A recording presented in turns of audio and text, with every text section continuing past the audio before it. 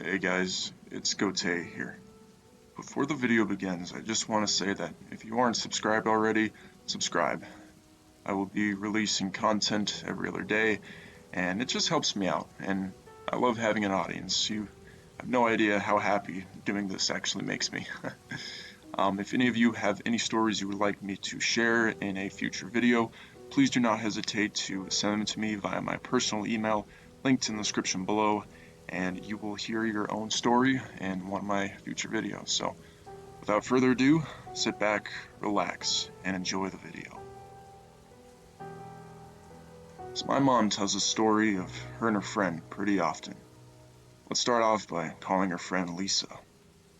When my mother and Lisa were teenagers, they were up on the roof of Lisa's house and they had seen a very bright light in the sky. The next thing they know, the light is gone. The only thing is, they think they've been up on the roof for like 15 minutes, but it turns out that it was actually 3 hours. My mother doesn't really remember anything about what had happened during that time, and Lisa simply refused to talk about it. She would answer my mother with things like, I don't know, and just drop it for a long time. So a couple months later, Mom moves away and loses contact with Lisa for about 10 years. She finally meets up with her again and immediately notices that something is very wrong with Lisa.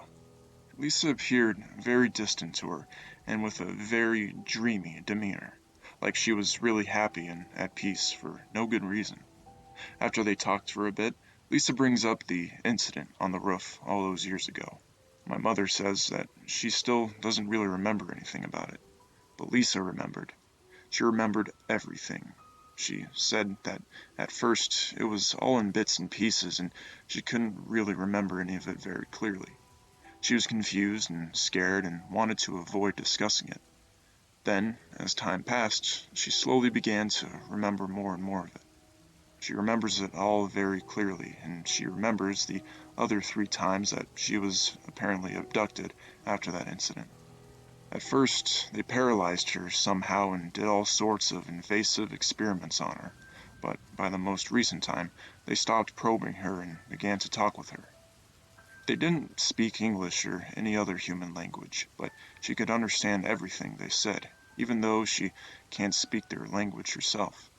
Apparently, they told her all sorts of things, stuff about space, Earth itself, and most shockingly, precisely predicted the date in which she would get pregnant and would ultimately have a stillborn child, and that she would never be able to have children again.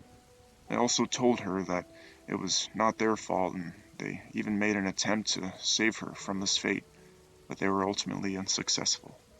They had also told her that they had abducted my mother another time after the first incident.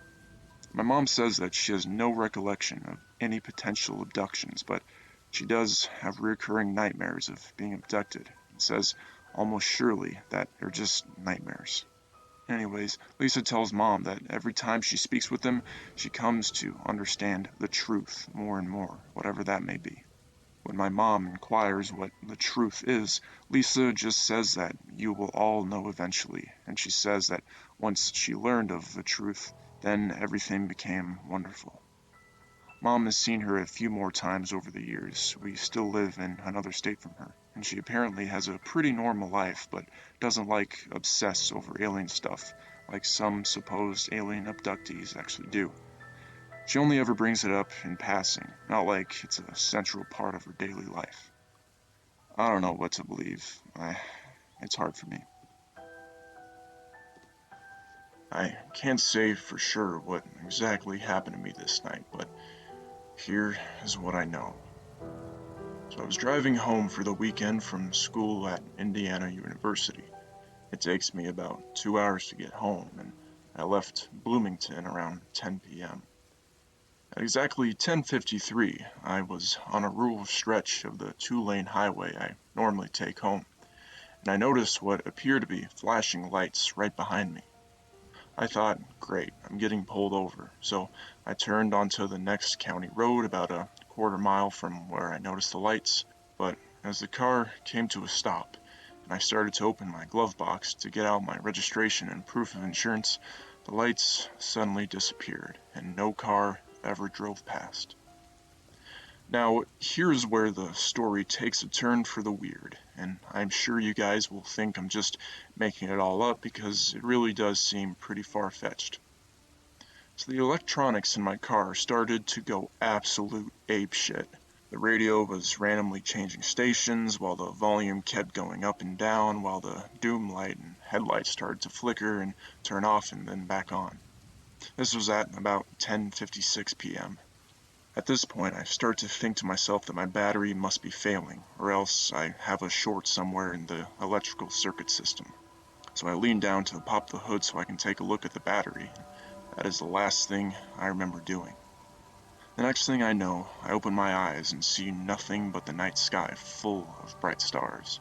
It was a cold night and it seemed like I had never seen stars that bright in my entire life. I sat up and looked around and saw absolutely nothing. Nothing at all. I was in the middle of a field, surrounded by corn stalks from what I assume were left over from the recent harvest. As I started to come to my senses, I started to freak out. Where am I? Why the fuck am I asleep in the middle of a field? And where the fuck is my car? I got up and started walking towards the distant headlights I could see from the road about half a mile away.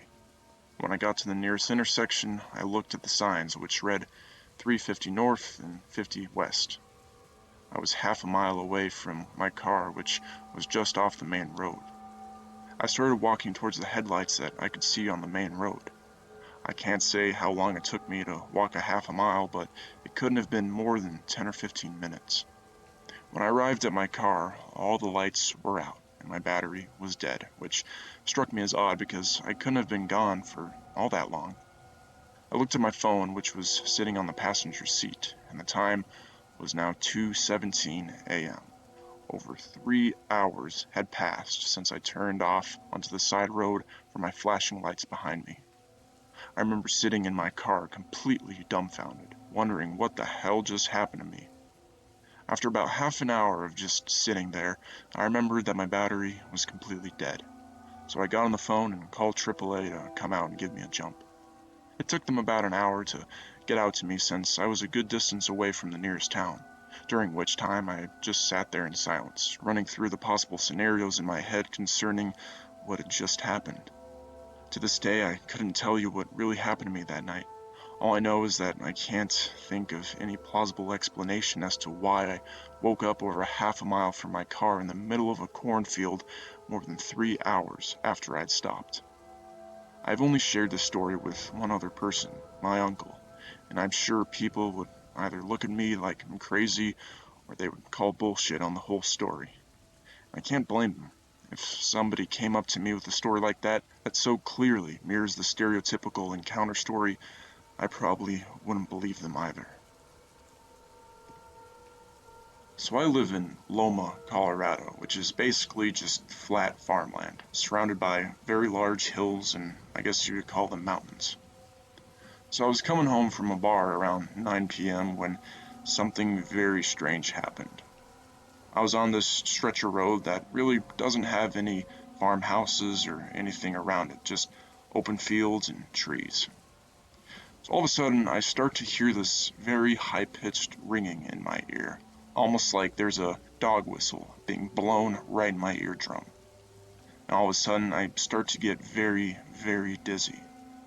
I decided to pull off and just kind of clear my head. I wasn't sure if it was the alcohol. I'm not condoning drinking and driving, kids. But I wasn't sure if it was the alcohol or maybe even the radio. So after I pull off, I get out of the car and just try and clear my head in the cool evening air. After a few minutes, I decide it's time to get back in my car because this whole dizziness has finally left my system. As soon as I get back in the car, I check the time, and it's now 1 a.m. Nearly 4 hours had passed without my knowledge. At first I thought it was the car's clock that was out of sync, so my next instinct was to look at my phone. It was the same, 1 a.m. So, thinking that both my car clock and my phone clock was completely off, I decided to drive the rest of the way home. After I got back, my wife was white as a ghost. She was screaming at me, "Where have you been for the last 4 hours? I was worried sick." I look at the clock, and sure enough, it's 1 a.m. I'm not sure how people can lose 4 hours of time without even knowing it. I'm not sure if my internal clock was somehow messed up, but this is something I cannot explain. Please let me know if any of you have had similar experiences. I'm still trying to dig for more answers. So I was on a wildfire just south of Duckway Proving Grounds in Utah. We were in fire rigs driving to the incident area, 4 trucks in close convoy, when we all began to hear helicopters. 8 black military choppers escorted us in formation for like 10 miles. We assumed that they were just doing drills and using us as fake target practice or something. A little while later, we were all parked and about to start hiking to the fire line when suddenly a thin column of smoke shoots probably about 200 feet into the sky. It was a good mile away, but the concussion was pretty significant when it hit us and the noise was still ridiculously loud. We thought it was probably no big deal, but we knew we were near a strike zone. A good 5 minutes later, an aircraft like nothing I'd ever seen before flew by us at maybe 500 feet. It was flat black and sort of rectangular, but with fins and wells on the underside. It was moving pretty slow and was dead silent, so I have to assume it was some sort of stealth glider. It sounds ridiculous, but it immediately reminded me of a huge flying Batmobile, kind of like what Tim Burton had. After that, some military personnel got on our radio frequency and instructed us to leave the area immediately. When our crew chief asked who it was and why they had signed us off, the incident commander, the guy in charge of managing the entire situation, came on the radios and said we were evacuating the area. They sent us to a completely different fire about 100 miles to the south and never told us why, except that it was higher priority, which was complete bullshit. All of us knew it. It was already out when we got there, and we just assisted crews in the mop-up operation. The thing that confuses me about this is that if the Army didn't want us to see that shit, or if it was dangerous, why didn't they keep us clear of the area in the first place? Either a communications breakdown or they had a now shit situation going on and had to get us out of there without warning. I'm pretty skeptical when it comes to aliens, but I can't explain this one. So when I served in Afghanistan, there was more downtime than I'd like to admit. Now, a lot of the guys on the base love to pull practical jokes, but sometimes you couldn't tell if it was a joke or something actually serious. One of these instances was when I was on patrol around 8 p.m. It was summer there, and the sun is still at the sky around that time. So I'm looking around when all of a sudden I see this big black object flying up above me. From my perspective, it looks like it's about a mile up, and this thing must be huge. But within a few seconds, it looks kind of funny to me, like a flaccid object. And before I knew it, the object came soaring down and hit me square in the jaw. Turns out one asshole on one of the guard towers thought it would be funny to throw a giant black dildo at me. At that moment, it did kind of look like a UFO, until it hit me in the face. I loved Afghanistan. Hey guys, it's Gautier here. Thank you so much for listening to this video, and I just wanted to end things off on a more humorous note. I know UFOs can be a very serious topic and a pretty big topic for debate, so I just wanted to make one and see how it did. For me personally, it interests me a lot, so it was fun to make. But again, if any of you have any stories of your own you would like for me to share in a future video, please do not hesitate to send them to me via my personal email linked in the description below, and I'll be sure to include them here in the future. So, thank you again, and I will see you mates in the next episode.